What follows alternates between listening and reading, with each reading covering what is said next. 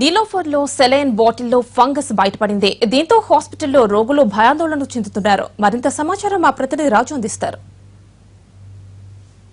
హైదరాబాద్లో ఏ ప్రభుత్వ ఆసుపత్రికి వెళ్లాలన్నా సరే రోగులు భయపడుతున్నటువంటి పరిస్థితి. ఫ్లూయిడ్ ఇన్ఫెక్షన్తో ఏదైతే ఆర్ఎల్లో ఉన్నటువంటి ఇన్ఫెక్షన్ ఒకవైపు సరోజిని ఆసుపత్రిలో కలుపుకోవడానికి కారణమైతే మరోవైపు నీలోఫర్ ఆసుపత్రిలో కూడా పిల్లలకి ఎక్కించేటటువంటి ఆర్ఎల్లో బ్యాక్టీరియా ఫామ్ అయినటువంటి పరిస్థితులు మనకు కనిపిస్తున్నాయి. నీలోఫర్లో ఉన్నటువంటి డాక్టర్ల బృందం మనతో ఉన్నారు.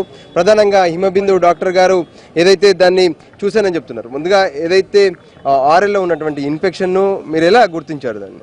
నేను మా టీమ్ ఆఫ్ డాక్టర్స్ అండి, డాక్టర్ వినోద్ గారు కూడా ఉన్నారు, ఇంకా other team of doctors whether on 30th రోజు మేము రౌండ్స్ మామూలు పేషెంట్స్ చూడడానికి మనం వెళ్తుంటాం. అప్పుడు వి నోటిస్డ్ సమ్ బ్లాక్ నల్ల growth in the fluids. So sister తీసుకొచ్చి ఇది ఏంటి మేడం ఇది కదులుతుందని చూస్తే దాని వెంటనే నోటీస్ చేసి we have instructed to remove the batch of the fluids from the emergency services. ఇది ఒకవేళ మన పేషెంట్స్కి చూడకుండా మేము ఒకవేళ వాడుంటే బేబీస్ సెప్సిస్ డెఫినెట్గా ఇన్ఫెక్షన్ వచ్చేది. ఫంగల్ ఇన్ఫెక్షన్ ఇస్ చాలా డిఫికల్ట్ టు ట్రీట్. అది కూడా డైరెక్ట్గా మన ఫ్లూయిడ్స్ బ్లడ్లో పోతున్నాయి. సో బ్లడ్లో డైరెక్ట్ సెప్టిసీమియా, ఫంగల్ సెప్టిసీమియా కానీ ఇంకా దానివల్ల డెత్ కూడా కావచ్చు. ఇంతమంది పిల్లలకి మనం చూడకుండా ఒకవేళ వెళ్ళి మన ఫ్లూయిడ్ స్టార్ట్ చేస్తుంటే చాలా ప్రమాదం జరిగేది. ఇది మేము అవాయిడ్ చేసామండి, ప్రమాదం మేము కాపాడి పెట్టినాం. చాలా పెద్ద డిజాస్టర్ నుంచి మేము ప్రొటెక్ట్ చేసామని అనుకుంటున్నాము. బట్ దిస్ ఇక్కడే స్టాప్ అవ్వకూడదు. ఈ ఫ్లూయిడ్స్ ఇక్కడ నుంచి అయితే తీసేశారు కానీ ఇది ఎక్కడి నుంచి ప్రొడ్యూస్ అవుతుంది, ఇంత లో క్వాలిటీ ఫ్లూయిడ్స్ ఎందుకు ఇట్లా పబ్లిక్ యూస్కి గవర్నమెంట్ హాస్పిటల్స్లో సప్లై చేస్తున్నారు, ఇది కొంచెం కనుక్కోవాలి అవసరం ఉంది. డ్రగ్స్ విషయంలో ఇంత దారుణంగా ఉండడం, బ్యాక్టీరియా ఫామ్ అయి రావడం, నేరుగా రక్తంలో కలిసి ఉంటే ఎంతో ప్రమాదం జరిగేది. అంటే ఏమనిపిస్తుంది ఈ వ్యవస్థ? అందుకనే మేము ప్రభుత్వానికి ఒకటే రిక్వెస్ట్ చేస్తున్నాము, లోయెస్ట్ టెండర్ కాకుండా ఎవరైతే క్వాలిటీ మెయింటైన్ చేస్తారో, ఎవరైతే నిజమైన రెప్యుటేషన్ ఉంటుందో అట్లాంటి రెప్యుటెడ్ కంపెనీస్ నుంచి తీసుకుంటేనే బాగుంటుందని మా ఉద్దేశము. ఇవాళ మనకు ఒక్క రింగర్ లాక్టేట్ విషయంలో మనం గుర్తుపట్టగలిగినాం, కానీ ఇలా చాలా మందులు లో క్వాలిటీ ఉంటున్నాయన్న విషయం జగమెరిగిన సత్యము. సో దీనికి ప్రభుత్వం ఖచ్చితంగా రెస్పాండ్ అవ్వాలి.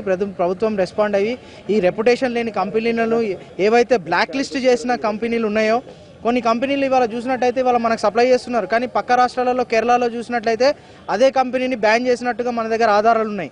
2013లో వాళ్ళు ఆడిట్ చేసుకుని ఆడిట్ ప్రకారం కొన్ని కంపెనీలను బ్యాన్ చేసినారు. అవే కంపెనీలు మన దగ్గర ఇంకా సప్లై చేస్తుండడం శోచనీయమైన విషయము.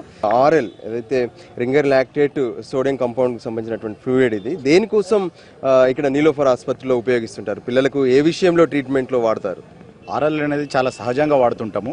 వామిటింగ్స్ అయినా, మోషన్స్ అయినా, తర్వాత క్రిటికల్లీ ఇల్లుండి పిల్లలు ఫీడింగ్ తీసుకోకపోయినా కానీ సహజంగా అది ఆర్ఎల్ అనేది చాలా కామన్గా వాడతాము. ఆర్ఎల్ కానీ నార్మల్ సెలైన్ కానీ దాదాపు 38,000 ఆ బ్యాచ్ సప్లై అయినాయి. దాంట్లో 8,000 ఎక్స్పెండిచర్ అయింది. ఇది డయాగ్నోస్ చేసిన 30th రోజు ఇమీడియట్గా ఇన్ఫామ్ చేస్తే, సెంట్రల్ డ్రగ్ స్టోర్కి ఇన్ఫామ్ చేస్తే వాళ్ళు పక్కన పెట్టేవన్నారు. ఆ రోజే పక్కన పెట్టినాము. సో మేము ఇమీడియట్గానే దాని అధికారుల దృష్టికి వాళ్ళు కూడా స్పందించారు. దురదృష్టకరమైన సంఘటన సరోజిని దేవిలో జరిగింది. అది కూడా సేమ్ ఆర్ఎల్, సేమ్ కంపెనీ అసీబ్ కెమికల్స్. ఇప్పుడు డాక్టర్ వినోద్ గారు చెప్పినట్టు అక్కడ already some other product ban చేశారంట. అలాంటి కంపెనీస్ను మనము టీఎస్ఎంఏడిసి కూడా ఎంకరేజ్ చేయొద్దు. టీఎస్ఎంఏడిసి ప్రతిదాన్ని కూడా నాణ్యత పరీక్షించాలి. ఇప్పుడు ఏమవుతుందంటే కామన్ ప్రజలు ఏది జరిగినా డాక్టర్ని నిందిస్తున్నారు. టీఎస్ఎంఏడిసి మీద ఖచ్చితంగా విజిలెన్స్ ఎంక్వైరీ చేయాలి, చేస్తేనే ఇవి బయటకు వస్తాయి. మందుల కొనుగోలు కావచ్చు, మౌలిక వసతుల్లో ఎటువంటి జాగ్రత్తలు తీసుకుంటే బాగుంటుంది అంటే మీరిచ్చే సజెషన్స్ ఏంటి? ఇక్కడ ప్రాబ్లం ఎక్కడ ఉండొచ్చు అని అనిపిస్తుంది. మ్యానుఫ్యాక్చరింగ్ లెవెల్లో స్టోరేజ్ ఎక్కువ రోజులు ఉండడం వల్ల, అంటే మాకున్నటువంటి పరిజ్ఞానంతో చేయడం ద్వారా స్టోరేజ్ చేసే క్రమంలో అక్కడ తడి తేమ ఉండడం కానీ, తర్వాత బాటిళ్లలో కొన్ని చిన్నటి రంధ్రాలు ఏర్పడే క్రమంలో, మైక్రోస్కోపిక్ రంధ్రాలు ఏర్పడే క్రమంలో కానీ ఆ రకంగా ఉంటే ఈ రకంగా గ్రోత్ అయ్యే ఛాన్సెస్ ఎక్కువ ఉన్నాయి. కాబట్టి వీటిని కంపెనీ ఏదైతే ఉందో కంపెనీ కానీ స్టోరేజ్ చేసే సిస్టంలో కానీ జాగ్రత్త వహించాలి.